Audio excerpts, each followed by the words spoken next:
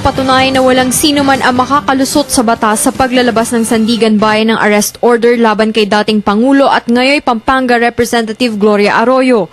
Kaugnay pa rin ito ng kasong plunder na isinampa kay CGMA dahil sa umano'y paggamit nito ng pondo ng Philippine Charity Sweepstakes Office sa maanumalyang intelligence funds na inaprubahan nito.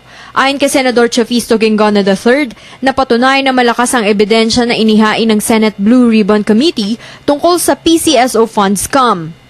Hindi rin naman anya itinanggi ng dating Pangulo ang partisipasyon nito sa paglalabas ng malaking halaga ng PCSO fund na isiniwalat ni dating PCSO General Manager Rosario Oriarte.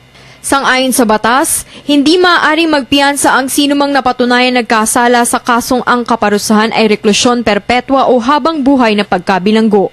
Gayunpaman, pinayuhan ni Senador Guingona na mag-issue na ng whole departure order laban kay CGMA dahil na rin sa kilala ito sa pag-iimbento ng mga dahilan upang makatakas sa kinakaharap ng mga kaso.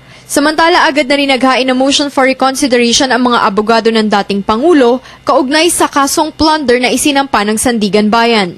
Ipinagtanggol naman ni Senador Ramon Revilla Jr. ang kongresista at sinabing hinaharap naman ito ang mga kaso laban sa kanya sa tamang korte.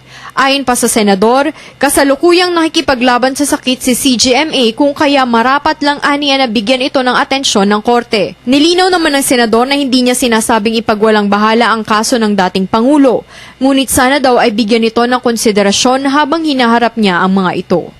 Para sa Telebisyon ng Bayan, Bianca